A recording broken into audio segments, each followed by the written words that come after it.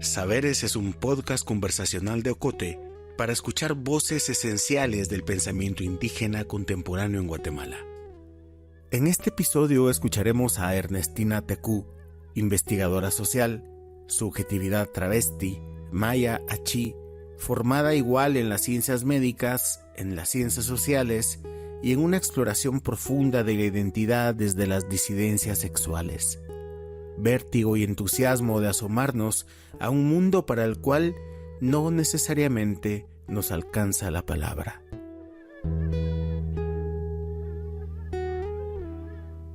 Hoy vamos a platicar un poquito con Ernestina Tecú y vamos a abordar el tema sobre disidencias sexuales y pueblos originarios.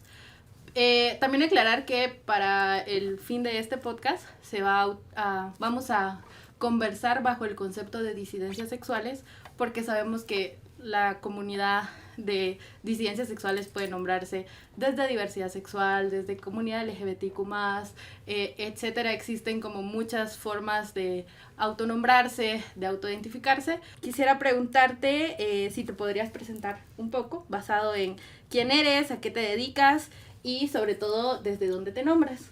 Yo me sitúo como una subjetividad travesti, indígena mayachi. Mi nombre es Ernestina Tecú, como ya dijiste. Y bueno, yo me dedico, soy investigadora social, ¿verdad? Soy investigadora social en temas de salud, géneros, sexualidades y sobre todo metodologías decoloniales en salud y en género. Eso es como un poco sobre mí. Y para ampliar un poco, ¿podrías explicarle a nuestra audiencia y también a nosotras para pues hacer un poco más profundo la conversación a qué te refieres con subjetividad travesti? Ya. Y porque he visto que te nombras así en varios de tus artículos, en varias conversaciones que has tenido, pues que he escuchado. ¿Podrías como comentarnos o profundizar? Claro, sí. Digamos que la categoría travesti, llegar, digamos, a esa categoría ha sido como todo un tránsito, o varios tránsitos más bien. Yo inicié nombrándome como trans, como mujer trans. Sin embargo, en ese proceso de habitar esa categoría, me voy dando cuenta que de pronto y existe una cierta expectativa sobre lo que sería una materialidad o una subjetividad trans, ¿verdad? Y en ese proceso hay como dos razones, digámoslo así. Una primera es un poco eso, sentirme un poco al margen de la categoría mujer trans, porque cuando yo me veía mi experiencia y mi vida y veía como lo que se entendía por mujer trans, yo decía, ¿será que soy realmente una mujer, verdad? Y eso generaba como conflicto conmigo, y entonces no me sentía totalmente representada en esa categoría. Y de alguna forma creo que tal vez de eso vaya algunas cuestiones que podemos como aprofundar más, pero de alguna forma creo que esa incomodidad, digamos, o no sentirme enteramente representada en esa categoría, aparte de que existe como una intromisión, digamos, de los cánones como heteronormativos que también invaden nuestras categorías de las disidencias, por nombrarle de una forma, ¿cierto? Y ahí tenemos como varias teóricas y teóricos y teóricas que hablan, por ejemplo, de la homonormatividad o la transnormatividad. Y siento que ese fenómeno hacía con que yo no me sintiera totalmente como representada en esa categoría, porque yo veía como más fluctuaciones en mi identidad, ¿verdad?, que no encajaban.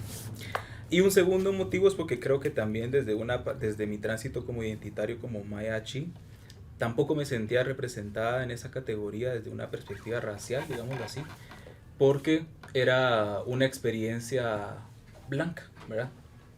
Desde mi vivir lo veía como una experiencia un poco occidentalizada de pronto, ¿verdad? Y entonces en ese proceso, ¿verdad? Yo así como me hacía la pregunta, así como, ¿será que me veo como mujer, verdad? También me hacía la pregunta así como, ¿seré Ishok, verdad? Y la respuesta era como, tal vez no, ¿verdad? Porque existe como una materialidad en la que no termino como de representar, y entonces me quedaba como un poco en las ambivalencias de no soy ni acá ni allá, ¿verdad? Y entonces es como, pero a veces soy acá y a veces soy acá, entonces soy los dos sin ser los dos, ¿verdad? Y eso me lleva a hacer como un trabajo un poco, no sé si arqueológico, pero de revisitar ciertos espacios. Y eso motivado también por algunos cursos en mi formación en géneros, en donde analizamos como la teoría travesti latinoamericana, que prácticamente lo que hace es politizar esa categoría travesti como una identidad fluctuante, una identidad permeable, ¿verdad? Reconociendo que las identidades no son fijas, sino que son mutables y, y que encima la categoría travesti, así como muchas otras categorías que son como propias nuestras en los territorios de Abya Yala, ¿verdad? Eh, Permite identificar también que existe una racialización, digamos. Entonces son como esas dos razones por las que yo me nombro como travesti, ¿verdad? Entender que existe una permeabilidad en mi identidad que no se fija a una categoría específica, y lo travesti entonces te quedas así como que es, ¿verdad? Es como, y es como, en el lenguaje coloquial a veces decimos así como yo me visto, ¿verdad? Es como para decir así como no soy mujer, sino que me visto, ¿verdad? Como si lo fuera. Entonces es como un lenguaje un poco más como de lo vivido, de lo popular, que te permite como darle una permeabilidad, una fluctuabilidad a esa categoría, ¿verdad? No necesariamente tengo que habitar esta categoría siempre, sino que consigo como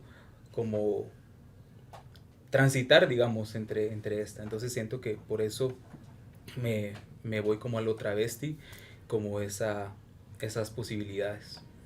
Tú hablas de que es, no quiero, o sea, ¿cómo diría? Como es una experiencia, podemos ponerlo como una experiencia que está desde tu punto de vista y desde tu vivencia como más vinculada hacia los territorios, ¿no? O hacia la territorialidad.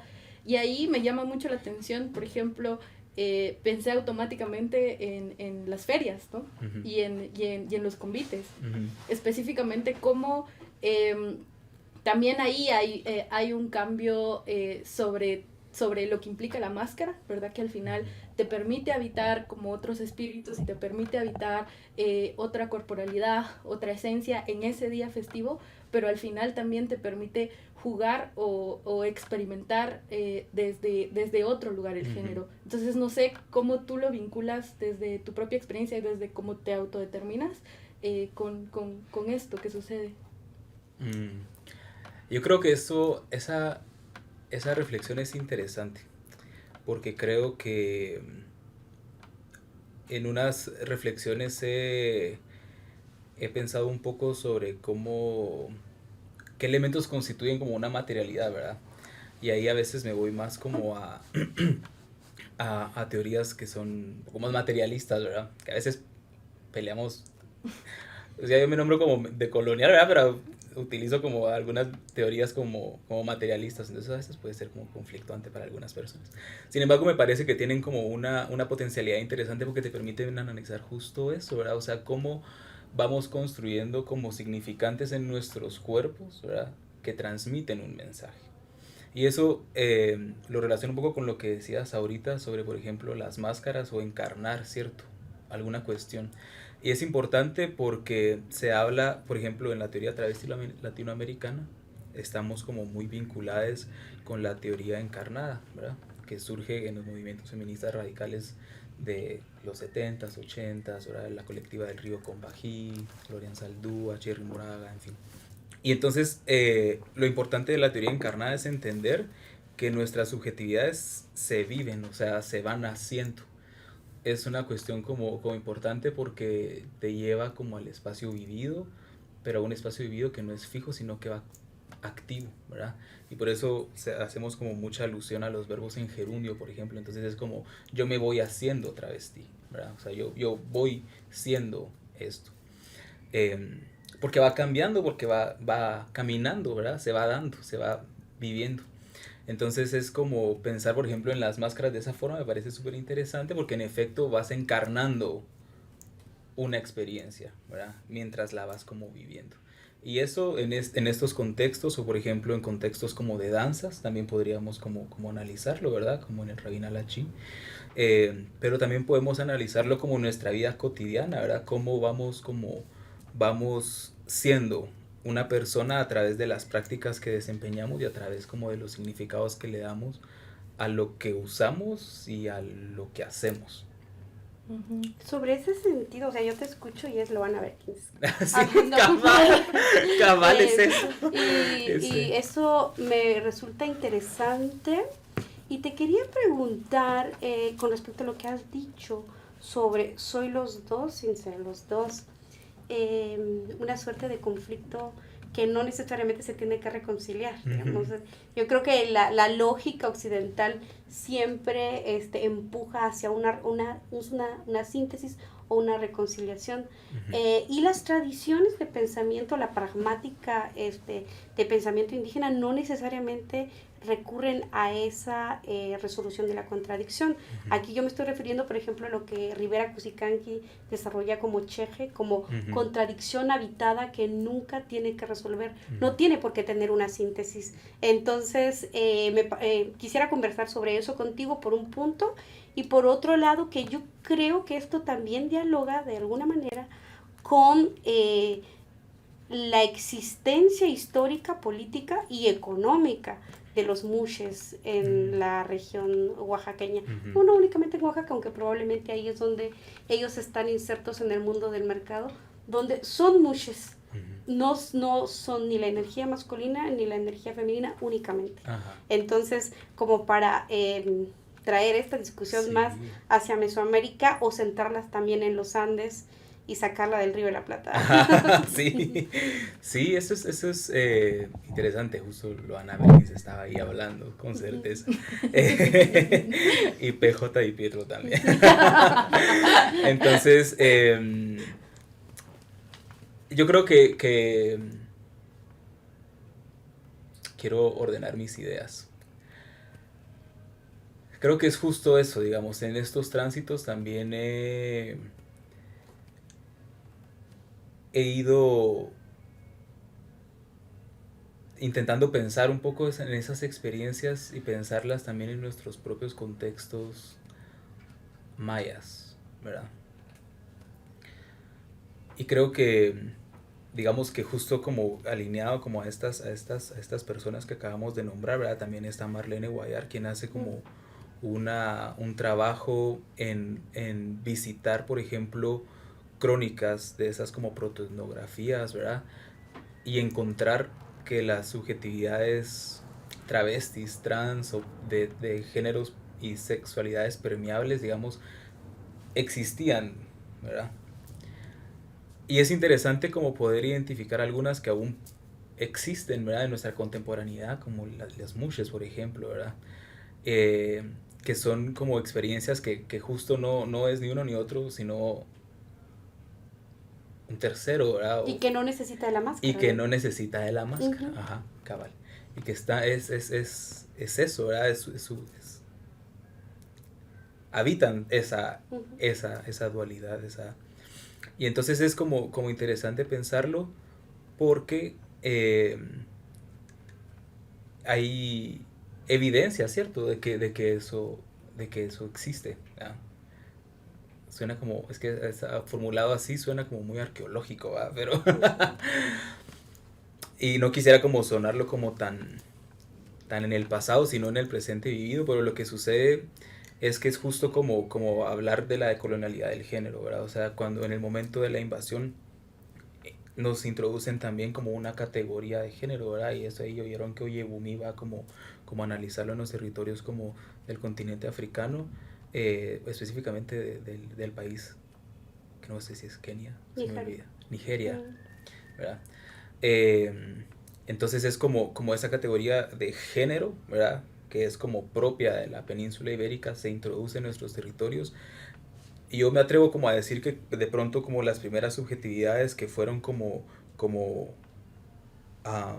que despertaron de pronto con mayor facilidad una repulsión, ¿verdad? Desde esas visiones como coloniales, fueron seguramente estas otras expresiones de que no se alineaban o que eran más distantes de las nociones de género que estas personas traían, ¿verdad? Y es interesante como leer en estas crónicas a la narración de una persona que la describen como en el hábito mujer, ¿verdad? Algo así, no voy a lograr citar como directamente, pero es como en todo mujer excepto en su cuerpo, ¿verdad? O sea, habitaba y la podían leer como una mujer, ¿verdad? Entre comillas, sin que su cuerpo fuera de mujer, entre comillas, ¿verdad? O sea, como cuando llegan como estas personas invasoras, empiezan a leer los cuerpos también desde sus propios referenciales, ¿verdad? Y entonces es como aquello que no lograron encajar en ninguna de las dos, de pronto fue como lo primero que despertó un temor, ¿verdad? Que muchas cosas despertaron temor, pero siento que de pronto eso sería una de las cosas más alarmantes y que les hace como perseguirlas con mayor fuerza, y de pronto por eso es quizás algo que se habla muy poco en la actualidad. Y a mí me interesaría pensar en llegar a hacer ese trabajo como colectivo de investigación desde nuestras propias territorialidades para encontrar esas materialidades, ¿cierto? Como las mushes, ¿verdad? Que existen. O sea, yo tengo la certeza de que existimos, ¿verdad? Porque yo existo. Y que de hecho, si uno examina, ya que utilizas el término arqueológico y archivístico, que me imagino que viene también del lenguaje Foucaultiano, Sí. Porque seguramente muchas de nuestras genealogías teóricas o algunas de nuestras genealogías teóricas vienen de ahí, también rastrea la existencia de cuerpos disidentes, de géneros disidentes en el corazón de Occidente, que eso es como lo valioso de mostrar que en ese lugar el corazón de donde la heteronormatividad en apariencia, claro, el régimen en realidad requirió de siglos de normalización para imponerlo como un solo género. Claro. Pero yo quisiera preguntarte, dado que como también te estudié, estuve investigando quién eres y sé que vienes de las ciencias médicas, y que la discusión más conservadora y recalcitrante tiene que ver con la biología. Entonces es muy interesante pensar el género porque nos habilita a pensar en lo social, pero existen las ciencias biológicas que son absolutamente normativas. ¿Quisieras hablar un poco más sobre eso? Yo escuché una entrevista recién sobre cómo ha cambiado la noción de homosexualidad o del cis hombre, cis mujer en los últimos diccionarios médicos. Sí. Entonces, yo creo que nos enfrentamos ante eso, que la normativa médica que después se impone a la judicial es lo que hace que el binarismo siga presente. Cabal, justo. Y es como interesante porque trabajos como por ejemplo de Thomas Laqueur o de Anna Fausto Sterling, ¿verdad? Hacen justo ese análisis de cómo se han dado diferentes paradigmas para entender los sexos, ¿verdad? Y había antes como paradigmas que eran como fluctuantes, ¿cierto? Como de temperaturas, ¿verdad? Mientras más caliente o más frío el cuerpo expresa una u otra genitalidad, podemos llamarle así, ¿verdad? Y al final nos quedamos como con este paradigma como binario, ¿verdad? En el que asumimos que solo existen dos posibilidades materiales para la genitalidad o para el sexo. Y de pronto como en los movimientos trans y travestis, como lo que más politizamos es como restarle importancia a la categoría sexo, ¿verdad? Y de pronto ahí nos encontramos con otras teorías que politizan bastante la categoría sexo, porque obviamente pues hace parte como de la corporalidad y en fin, ¿verdad? Tiene sus potencialidades. Sin embargo, cuando decimos que quitarle poder a la categoría sexo, es porque existe en la actualidad, justo aliado a los poderes médicos, pero también a los poderes jurídicos, una centralidad y un poder fuerte que tienen nuestras genitalidades para definir nuestras vidas, ¿verdad? Y el momento, o sea, justo ayer con Numa en una conversación platicábamos y yo le decía que no tenemos como noción del poder que tiene una oficina pequeña del RENAP dentro de un hospital, ¿verdad? Ese momento en el que la persona médica recibe a una infancia y coloca en un certificado de nacimiento su genitalidad, va a definir la vida de esa infancia por el resto de su vida, ¿verdad? Y entonces es como restarle un poco ese poder a ese acto como consignatorio, ¿verdad? De definir a un cuerpo a partir de apenas una característica material biológica que encima está limitada desde el paradigma en el que se sitúa para entender una posibilidad dicotómica, ¿verdad? Que desconsidera por completo una realidad fluctuante o ¿cómo sería? Así como cuando uno ve como varios matices, ¿verdad? ¿Un espectro? Un espectro, ajá, como una realidad como más espectral de la posibilidad de los cuerpos, ¿verdad? Entonces es como fuerte ese poder que tiene como el poder biomédico en general, ¿verdad? Y que ese poder biomédico, ahorita pues lo podemos hablar como desde el sexo, pero también podemos hablarlo como desde otras formas, ¿verdad? O sea, el poder que tiene la biomedicina para definir cómo deberían de ser los cuerpos, atraviesa también cuestiones, por ejemplo, de gordofobia, de racismo, ¿verdad? La estatura que deberíamos de tener, las características fenotípicas que deberíamos de tener, ¿verdad? Y lo que rompe como un poco con esos paradigmas o esas expectativas biomédicas termina patologizándose, ¿verdad? Y entonces nos volvemos cuerpos enfermos, ¿verdad? O sea, esa compulsión por la enfermedad constante que rompe con unos parámetros supuestamente científicos, ¿verdad? Entonces es como interesante hablar de eso. Y sobre todo porque justo, digamos, hay como las ¿cómo se llama? Las movilizaciones como contestatarias han logrado esas como ciertas modificaciones, ¿verdad? Han logrado como cambiar definiciones y eliminar como diagnósticos, digamos, de los, ¿cómo se llama? En algún momento tuve la oportunidad de hacer una revisión sobre la literatura médica al respecto de las experiencias trans. Y es interesante que por mucho tiempo la ciencia celebraba las terapias de shock, electroshock para las personas travestis, ¿verdad? O cirugías, neurocirugía de escisiones de lóbulos o de porciones de lóbulos como una terapia para las experiencias trans y travestis. Y existen artículos académicos de ensayos clínicos de estas terapias hacia las personas y entonces nos quedamos así como, o sea, en algún momento validamos eso, ¿verdad? En algún momento validamos ese tipo de crueldades y hacia los cuerpos solo por asumirles enfermos, ¿verdad? Y un poco alineado con lo que tú estás mencionando ahorita sobre sobre cómo la biomedicina determina la vida de ciertas corporalidades y en general de casi todo el mundo, también cómo la biomedicina se vincula hacia la política pública, ¿no? Uh-huh. Y hacia las posturas del Estado frente a ciertas corporalidades. Uh-huh. Y en este caso, quisiera un poco como vincularlo hacia lo que pasó durante el genocidio en Guatemala, ¿no? Uh-huh. O sea, de cómo el exterminio tuvo ciertas fases y atacaba de manera muy específica con estrategias concretas hacia cuerpos indígenas, específicamente cuerpo de mujeres indígenas, pero también de cómo la policía tenía este poder judicial con estos famosos llamados álbumes de delincuentes, uh-huh. Donde existe evidencia de la criminalización que habían hacia subjetividades travestis, porque justo era como se le colocaba dentro de las fichas, ¿no? Uh-huh. Homosexual o pederastas también, uh-huh. ¿no? O sea, de cómo también ahí hay una patologización sobre tu experiencia de vida solamente por ser interpretado como desde una visión del Estado, y esta visión del Estado pues se construye también desde la concepción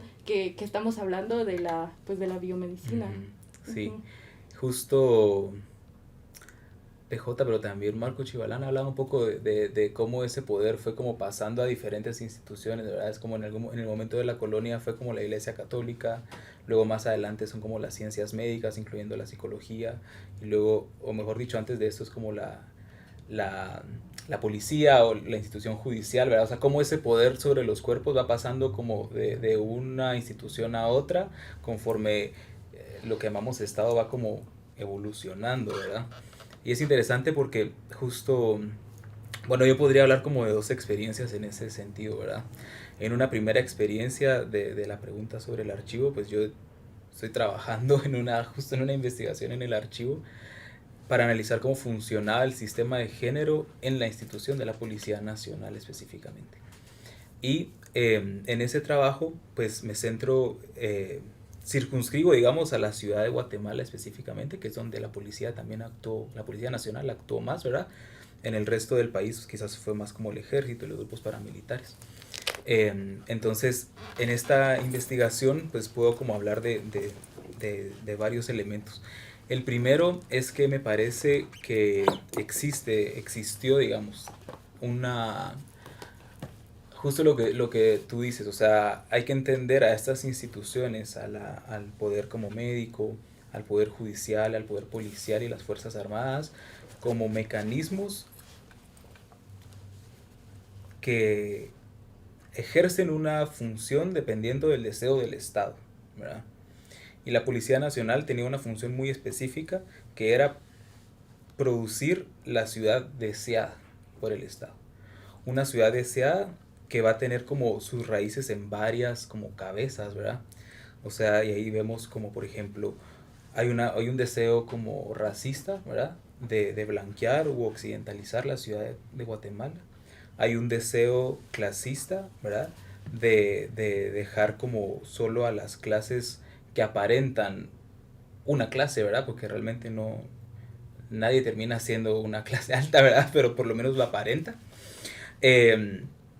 Existe un deseo patriarcal, ¿verdad? De que solo las figuras leídas o que materializan una masculinidad habiten las calles. Alineada a esa idea como clasista y capitalista de volver la ciudad un espacio productivo, ¿verdad?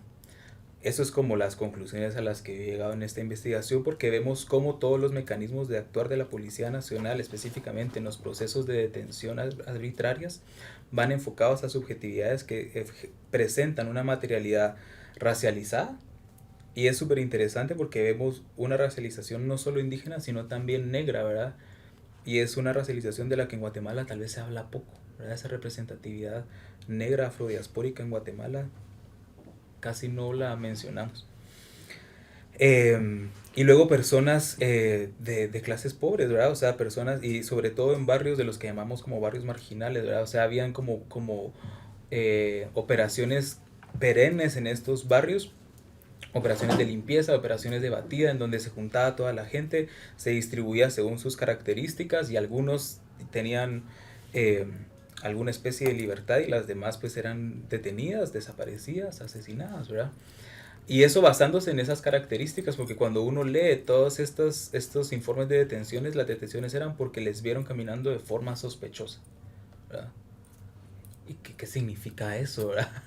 ¿Qué les imprimió esa característica sospechosa, ¿verdad? Cuando uno logra ver las fotografías se da cuenta que esas características sospechosas son estas características justamente, ¿verdad? El tipo de ropa que utilizaban, la racialización de sus rasgos, ¿verdad? El sexo, que encima el sexo tiene una centralidad tan fuerte también en el diario, en el fondo documental del archivo histórico, porque el sexo marcaba todo, ¿verdad? O sea, siempre todos los informes iban acompañados del sexo de la persona. Inclusive muchas veces hacían inspecciones para determinar el sexo de la persona cuando tenían dudas, ¿verdad? Entonces, y cuando registraban cadáveres también se les registraba primero su sexo para poder identificarles, ¿verdad? A veces no tenían nombre, pero sí tenían su sexo. O sea, qué centralidad tienen como estas categorías y la materialidad física de los cuerpos para las instituciones estatales y para específicamente para la Policía Nacional de ese momento, ¿verdad? Entonces eso sería como por un lado una experiencia. Por otro lado, es interesante justo cuando tú hablabas como de esas categorías que se le imprimían a las personas, ¿verdad? Y entonces vemos como, por ejemplo, se utilizan una serie de etiquetas como vagos, como drogadictos, como para personas ya hablando como de las disidencias. Podríamos hablar, por ejemplo, del hueco, ¿verdad? La pederastía, que fue un crimen por mucho tiempo con el que se nos catalogó, ¿verdad? O la sodomía también, ¿verdad? En el heredero pues no he visto en algún momento que se utilice la palabra así como sodomita o algo por el estilo. Es más hueco y pederastía, ¿verdad? O perversión de menores, ¿verdad? Que es como una categoría súper familiar ahora en los discursos como, ¿verdad? De los grupos más conservadores que se preocupan como por las supuestamente se preocupan por las infancias, ¿verdad? Pero realmente en fin, ese es otro tema. Y es interesante porque entonces, ¿y qué pasa con las figuras como de las mujeres, verdad? ¿Qué pasa con las figuras de las mujeres en esa época? Hay como dos vertientes, ¿verdad? Por un lado, como existe como una intencionalidad de producir una ciudad como productiva. Obviamente esta idea articulada con el heteropatriarcado, ¿verdad? Asume que la figura productiva es la figura masculina y la figura no productiva es la figura femenina, ¿verdad? Desde sus cánones. Y entonces las mujeres que habitaban los espacios públicos eran también perseguidas, ¿verdad? O sea, no se permite pensar en una mujer habitando el espacio público, ¿verdad? Y entonces se les detiene por causar molestias, ¿verdad? O sea, te das cuenta que los crímenes o los supuestos crímenes porque se les detiene son totalmente arbitrarios, ¿verdad? O sea, se le detuvo porque causaba molestias. ¿Y qué estaba haciendo en la calle platicando con sus amigas? Era un grupo de mujeres que eran llevadas como a la prisión. Obviamente también todas las personas que tenían como, estoy hablando solo de las detenciones arbitrarias, ¿verdad? No estoy hablando como de casos de investigaciones específicas, personas articuladas con movimientos, ¿verdad? Esos tal vez son otros casos, sino más como de lo fortuito, ¿verdad? Más de lo que se daba en el día a día. O por ejemplo los crímenes que se les asociaban era caso de Ménades, ¿verdad? Como de locura, ¿verdad? Que es como otra categoría súper interesante como de investigar. O sea, se les coloca categorías a estos cuerpos femeninos asociadas como a visiones misógenas y heteropatriarcales, ¿verdad? De que una mujer que está sola, que reclama un poder, es loca, ¿verdad? Es una Ménade. Y se le encarcela por eso. Entonces es como interesante cómo la policía al final termina siendo una maquinaria de producción de subjetividades para una intención estatal específica que ya sabemos cuál era, ¿verdad? Era un ideal occidentalizado de una monocultura que fuera globalizada, ¿verdad? Para ese momento, capitalista, heteropatriarcal, ¿verdad? En esa época, sobre la guerra, tú has hecho un énfasis en la ciudad, pero me pregunto, o quisiera pensar junto contigo, ¿qué sucedía en términos en los términos que tú estás planteando, en las masacres como en Plan de Sánchez, en Chichupac, en Río Negro, que son, digamos, el corazón de la lucha achí y que fue, pues, reprimida? Hay contabilización de muertos y muertos y muertos, por ejemplo en Río Negro más de 400 niños. ¿Cómo tú imprimirías una mirada a este análisis de las masacres de Plan de Sánchez y Chichupac de Río Negro, por hablar de algunas ocurridas en la región achí? ¿Cómo imprimir esta mirada que también contemple los crímenes sexuales? Porque hay mucha documentación en Río Negro, en Chichupac también, sobre violencia sexual, pero violencia sexual dirigida como una política para amedrentar a las comunidades hacia las mujeres. ¿Cómo tú imaginarías en términos metodológicos incluir esta variable? Bueno, esa pregunta me convoca muchísimo. Porque justo va a salir un artículo pronto sobre eso. Cabal. Menos mal sale hasta septiembre porque así no pierde inédito. Son bromas. No, justo trabajé una reflexión sobre los crímenes de violencia sexual contra mujeres indígenas. Y la forma en la que me aproximé a estos crímenes es desde una lógica, yo le llamé de colonial, ¿verdad? Digamos, para poder como dialogar con esa ciencia occidental que no entendería nuestras palabras, ¿verdad? Pero a lo que voy es a que situé, o hice el ejercicio de situar los crímenes y sus repercusiones o sus impactos desde la propia como cosmovisión y epistemología, filosofía, ciencia y tecnología maya, ¿verdad? Para entender cómo estas violencias sexuales al final operan como una estrategia genocida contra un sujeto específico que es Ixoc, ¿verdad? Y ahí entonces en ese artículo yo nombro, obviamente siguiendo como esta tradición como de la decolonialidad y la de teoría travesti, en donde decimos así como género con mayúsculas sería así como la noción de género que nos traen desde la península ibérica, ¿verdad? Hombre, mujer, heteronormativo, binario, en fin. Sí, ¿verdad? Y géneros, entre comillas, serían como todas esas acepciones de cómo manifestamos y vivimos nuestro género en nuestros territorios propios, ¿verdad? Y ahí podemos hablar de muchas y más, ¿verdad? La institución Mati en Surinam, en fin. O sea, otras lógicas de géneros, ¿verdad? Entonces, géneros como entre comillas. Está haciendo alusión un poco a ese juego, no juego, sino como a esa forma de conceptualizar las materialidades. Yo hablaba como, me refería propiamente a Ixoc, porque no es lo mismo decir Ixoc que decir mujer, ¿verdad? O sea, o si lo trabajáramos como en castellano, no es lo mismo decir mujer que mujer indígena, ¿verdad? Pero haciendo como un análisis más como interseccional, medio cartográfico, porque cuando hablamos de mujer indígena a veces pensamos que fuera solo la suma, ¿verdad? Es como es mujer y además es indígena, ¿verdad? Pero no, porque es una materialidad, una subjetividad totalmente distinta que no se resume a sumar estas dos experiencias, ¿verdad? Entonces, como es su propia materialidad, vamos a llamarle por su propio nombre, que sería Ishok, ¿verdad? Y entonces vemos cómo estas violencias sexuales en el contexto de la guerra, yo analicé específicamente los casos de justo de las mujeres Achí, Sepursarco y de genocidio Ixil, enfocándome en los casos de violencia sexual. Y vemos cómo en las estrategias se da primero se reconoce la figura de Ishok como una figura potencialmente peligrosa para la intención del Estado. ¿Por qué? Porque Ishok, desde su propia cosmovisión, es la transmisora de la cultura, ¿verdad?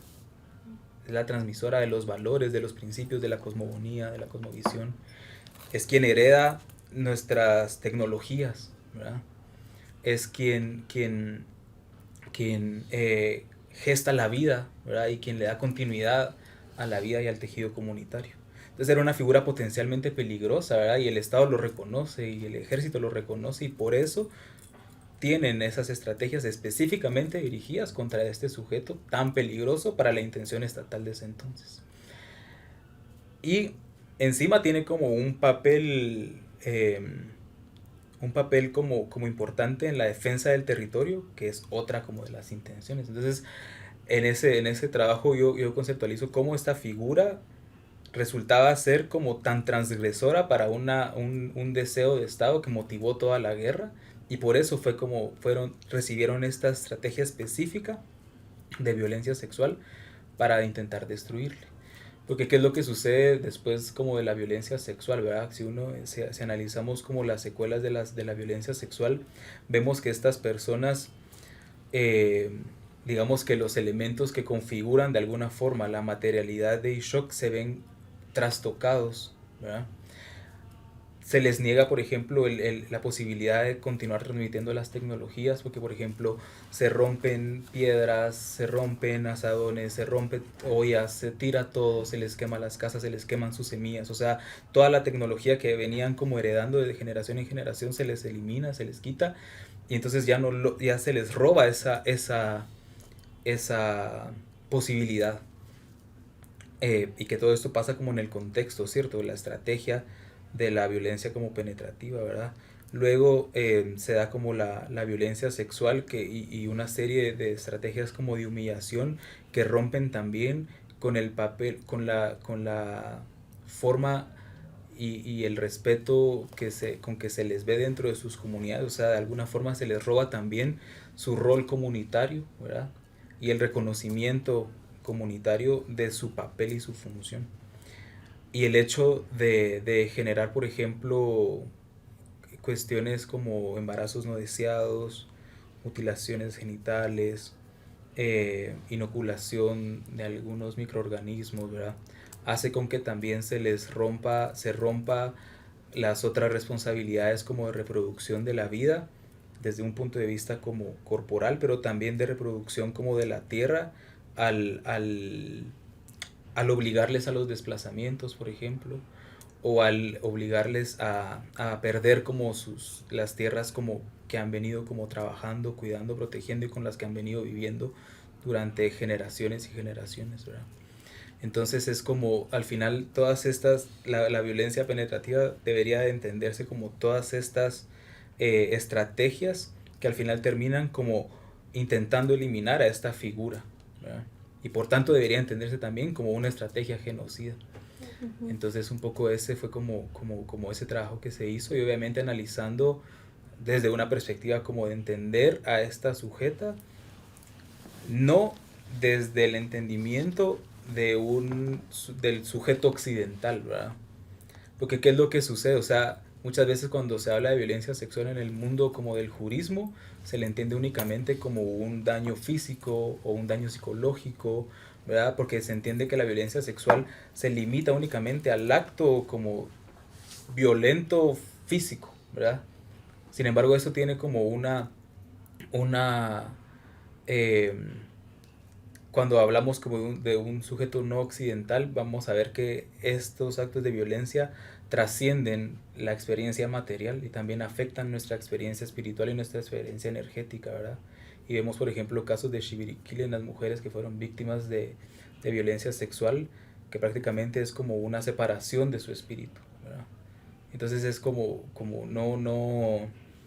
no podemos como entender la violencia sexual solo como desde esta perspectiva material, sino que tenemos que ampliar nuestra mirada, porque el sujeto y shock no es únicamente una experiencia material. Estás escuchando la temporada 2 del podcast Saberes, Voces Indígenas en el Presente. Te invitamos a escuchar los 6 episodios de la temporada 1, presentada por la cantante cachiquel Sara Kuruchich, quien conversó con Edgar Sajkabún, cineasta cachiquel quien plantea formas distintas de producir cine y contar historias desde los pueblos indígenas. También con María Jacinta Chong y su potente visión sobre los criterios de identidad entre pueblos indígenas y ladino-mestizos.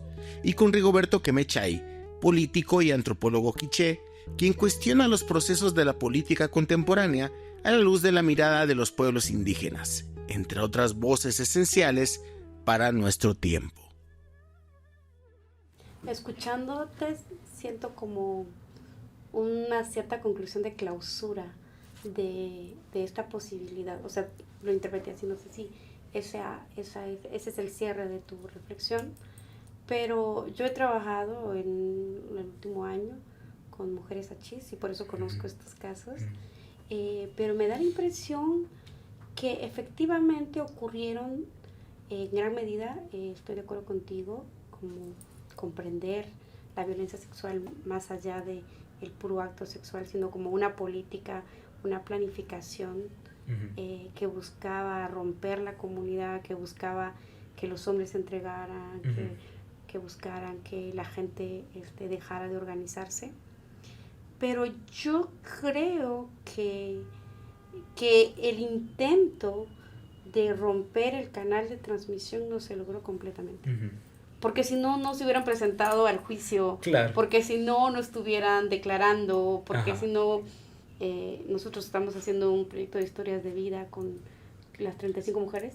Y entonces lo que hay son los recuerdos de decir, yo era niña y soy tejedora y me gustaban estos colores de hilo que iba los días jueves a comprar a Rabinal, y esos colores ya no existen, pero entonces ahora se combinan de tal manera. O muchas que también hacían collares, que me di cuenta que es muy importante la generación de collares en ese pueblo, en esas comunidades. Pero yo lo veo súper vivo, lo veo latente, patente. Claro. Entonces, efectivamente, nuestras abuelas, nuestras familias han pasado por esas experiencias traumáticas, pero hay toda la capacidad de recomposición, que es una recomposición colectiva, una sanación comunitaria, que en realidad nos enseñó a las generaciones jóvenes pues que la violencia sexual es un crimen, es un delito, es algo que no se tiene que repetir. Más allá de las escuelas universitarias fueron las voces de estas mujeres, las achís, las ichiles, las quechís, las que nos enseñaron eso. Sí. Justo una de las limitaciones de ese estudio era que estábamos trabajando solo como con las transcripciones de las sentencias, ¿cierto? Y no con la experiencia vivida. Y esa es como una cuestión como súper interesante, porque es la intención como darle como continuidad un poco. Y cabal, de pronto es más como pensar que la intención fue esa, ¿verdad? Aunque no fue exitosa, ¿verdad? Eso está genial, me encanta, qué lindo. Sí, yo tal vez un poco volviendo como a esto que veníamos desenmarañando sobre la violencia del Estado, sobre lo mucho que importan como la categoría sexo para las políticas de Estado, sí, para autodeterminar tu vida, para autodeterminar tu DPI, pero sobre todo no solamente se queda como en estas categorías, sino cómo se transforman en políticas, ¿verdad? Y en el caso del conflicto armado interno, cómo la violencia sexual está también vinculada a una heterosexualidad obligatoria que recae, o sea, con el acto, digamos, hacia corporalidad, hacia lo que tú mencionas, ¿no? Hacia Ishok, ¿no? Entonces, y cómo definitivamente esa acción marca las vivencias, o sea, no estoy diciendo que marque como en un sentido literal, Claro. sino que colectivamente y simbólicamente, porque el Estado necesita construir esos símbolos para controlar, para Ujú. marginalizar después, cómo ese sistema heterosexual también se imbrica ahí, ¿no? Ujú. Y pues quisiera preguntarte un poco de cómo lo ves tú. Claro. Esa es una pregunta interesante. Yo no tendría como herramientas para contestar específicamente como en el contexto de Guatemala. Sin embargo, sí he visto mucho, he estudiado mucho sobre cómo la violencia sexual en algunos contextos también se utiliza justo para, para la cuestión de motivar a una heterosexualidad compulsoria, ¿verdad? En este otro trabajo de los crímenes contra la población LGBTIQ en Guatemala, veíamos cómo existe una cartografía de las violencias según las identidades, por decirlo así, y vemos que la violencia sexual contra las subjetividades LGBTIQ se van más hacia esas figuras, por ejemplo, mujeres lesbianas cis, mujeres trans, ¿verdad?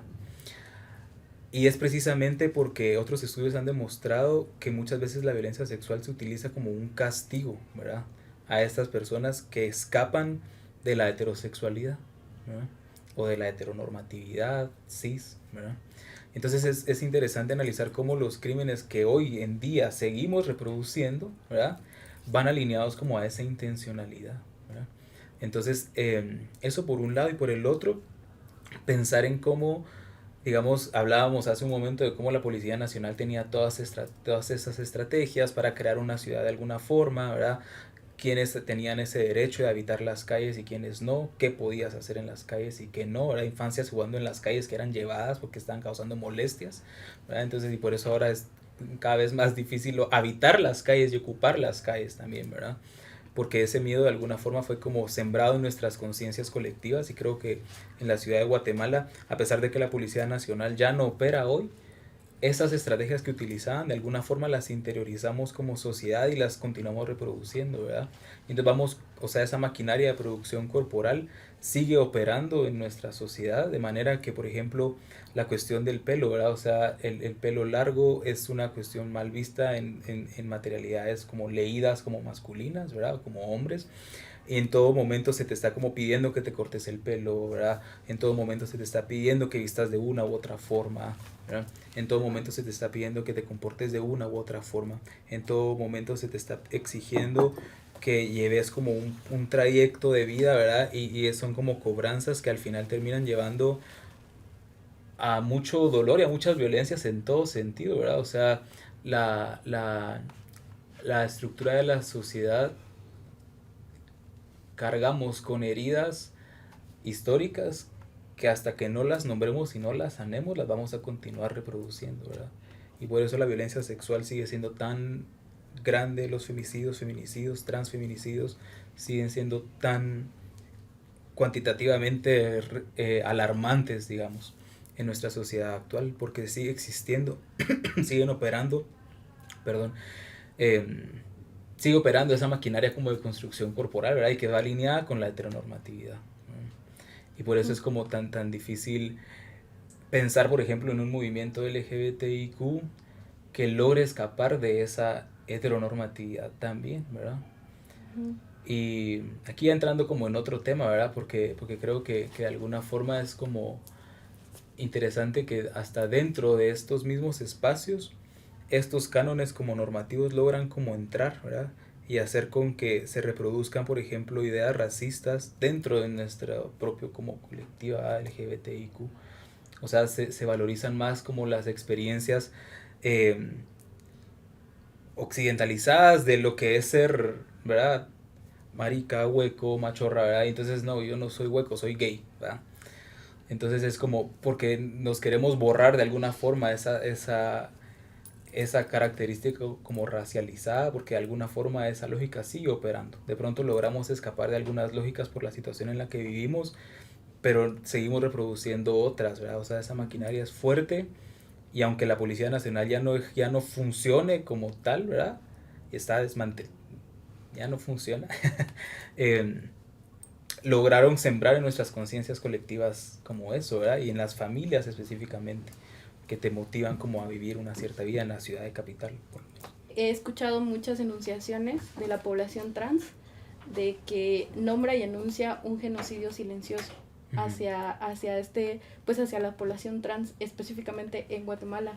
Y ahí quisiera yo como hacerte esta pregunta, ¿no? O sea, como se nombra, ¿no? Del genocidio silencioso hacia la población trans, ¿qué vinculaciones encuentras tú? Porque siento que por ejemplo, o sea, justamente como con lo que implica como un genocidio a nivel como de acción política, estratégica, etcétera, cómo la población trans también vive un genocidio silencioso actualmente y cómo eso se vincula también a lo que ha pasado en Guatemala y que de alguna manera no se ha detenido. Pues sí, yo creo que justo sería como otro ejemplo de esa reproducción de esa como maquinaria, ¿verdad? O sea, vemos cómo durante la época del conflicto se persigue a estas personas, se hacen operaciones de limpieza en bares, en saunas y en puntos específicos de reunión, ¿verdad?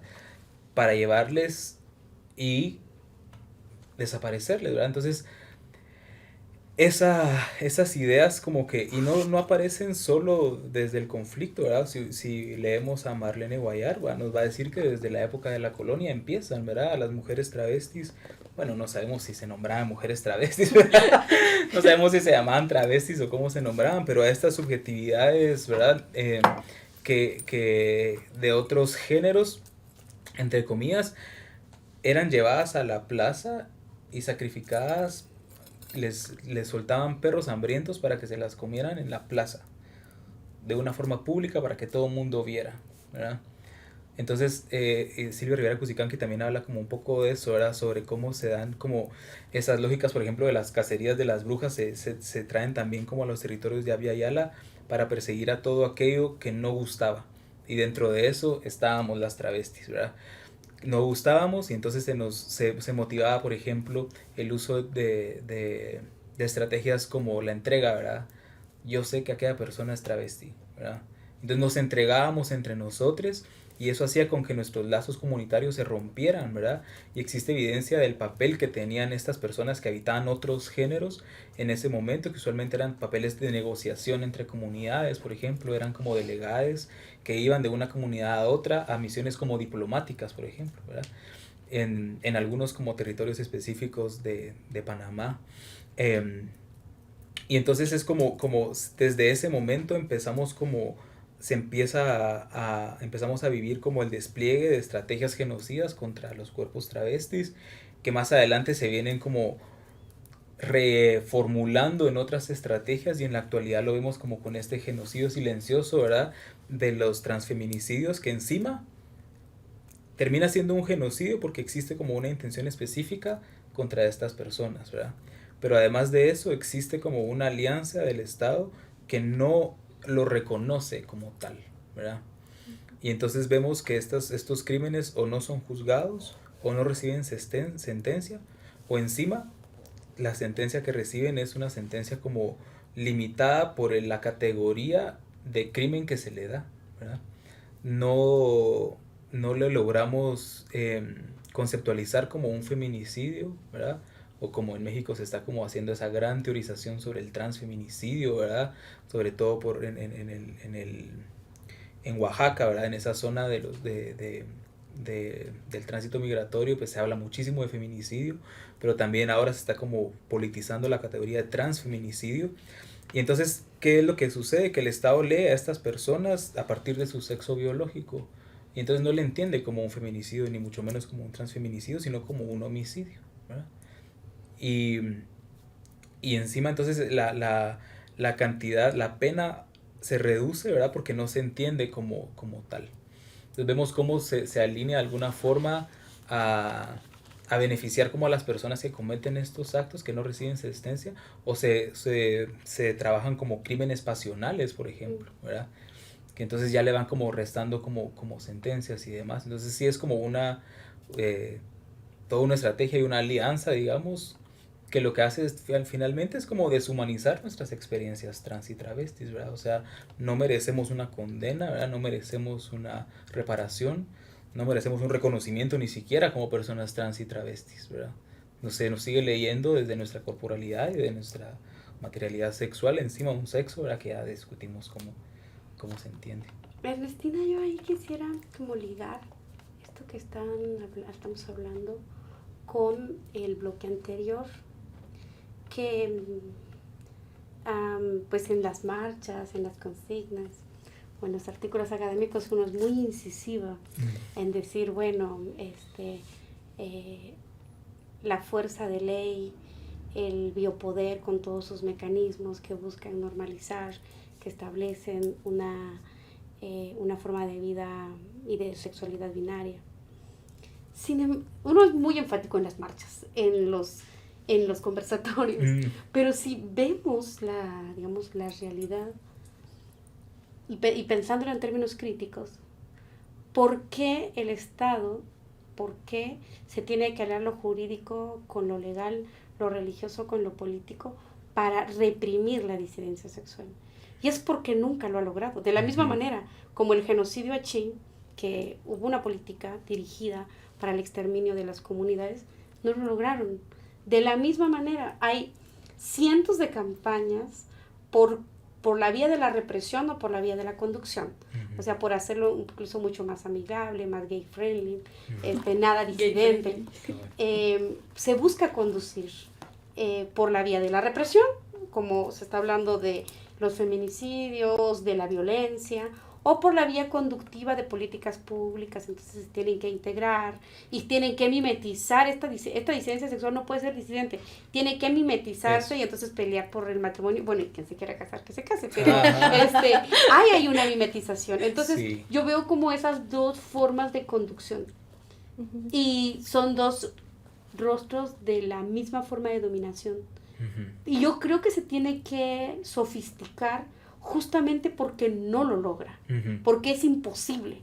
Por eso creo que es muy importante también como desarmar en nuestro lenguaje estas características casi omnipotentes del Estado, porque no las tiene. Porque si las tuviera, no tuviera que haber inventado estas dos formas, por la vía de la represión o por la vía de la conducción. Claro. ¿Qué piensas de eso? Yo creo que ahí hay como soluciones mucho más contextuales, mucho más de resistencia, bastante, pues, de mucho jolgorio, de digamos, ¿cómo ponerlo? Como en jolgorio, pero en una resistencia feliz, me parece. A ver qué podemos conversar de eso, pero sí. En realidad cuando yo he asistido como a los seminarios de género o de disidencia sexual, sí nos enfocamos mucho en ver este poder del Estado, poder de la religión, poder de lo jurídico. Bueno, no tendría por qué pasar por todas estas reformas si yo hubiese podido controlar. Es porque permanentemente la disidencia es disidencia por eso, porque se le escapa, porque no puede tomarla, no la puede cristalizar, como la vida misma, como de las poblaciones indígenas y también en la disidencia sexual. Y yo creo que ahí hay un encuentro. Sí, total. Yo creo que cabal, a veces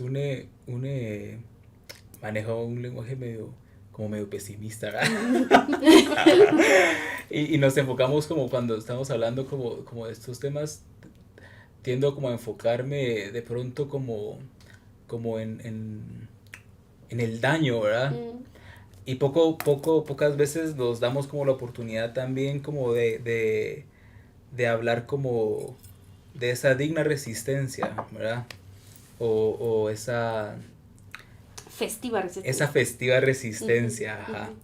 Y que creo que es como me convoca muchísimo pensarlo, porque si nos vamos como a las raíces de teóricas, pues, como de esta teoría travesti, de la decolonialidad, vamos a llegar como a personas como Audre Lorde, ¿verdad? Que hablaban justo como de ese erotismo del encuentro, ¿verdad?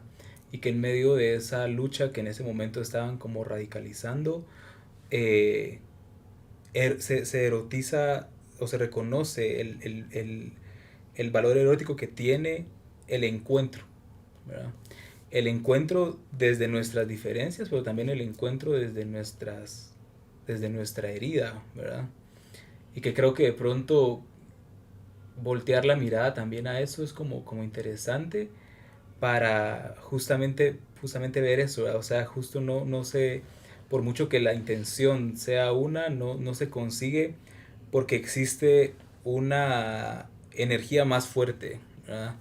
Una energía más fuerte que consigue como mantener la vida, pues al final es un poco eso. A mí me parece que ahí hay diálogos que se están haciendo. Sí. Yo di un seminario el año pasado en conjunto con Susie Shock. Entonces fue una experiencia muy interesante para los estudiantes, porque en las mañanas tenían clases de escritura creativa con Susie Shock y terminaron haciendo un poema y una canción, y en las tardes yo daba una clase de política comunal. Entonces yo pude experimentar con los estudiantes y parte de lo que te estoy contando y que también me permitió dar cuenta, porque cuando uno es profesora se tiene que obligar a hacer más inteligible la formación, la información y el análisis, y no es necesariamente egocéntrico, digamos, sino uno tiene que compartir. Y eso me permitió a mí, además Susie Shock, que también es una gran persona, también es una gran profesora, permitió eso a los estudiantes, como notar el encuentro en algo que parecería que no debería de dialogar o que no podría dialogar.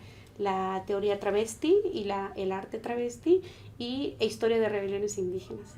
Me atreví a decirte como esta festiva resistencia, tanto en las comunidades indígenas, de que cuando fue el levantamiento había marimba, había misa, había culto, habían bombas, habían chistes, habían de todo. Y esa dimensión festiva también yo la encuentro en la lucha de la disidencia sexual.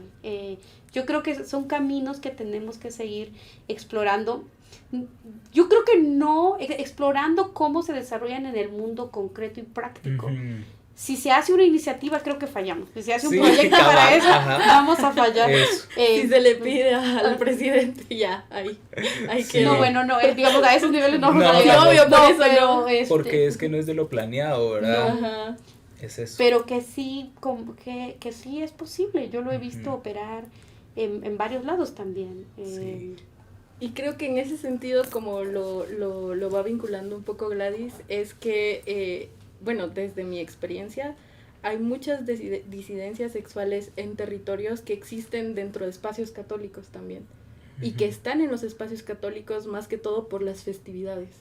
O sea, por toda esta cuestión de todo el aporte que hacen la comunidad, pues, de disidencia sexual, también a estos aspectos estéticos, a lo que implica, por ejemplo, vestir una virgen, o lo que implica hacer una alfombra. O sea, se conectan no precisamente, o no solo, porque eso ya es una cuestión como más individual, por la vinculación espiritual o religiosa, sino precisamente por lo festivo, ¿no? Y claro, ya otra cosa es que la iglesia como tal haya tenido políticas de invisibilización de que estas comunidades existen y de que los aportes que hace dentro de su misma festividad, pero al final yo quisiera creer, no por la cuestión de la iglesia, sino más por un poco lo que dice Gladys del tema de, pues, de las festividades, de que ahí hay puntos de conexión.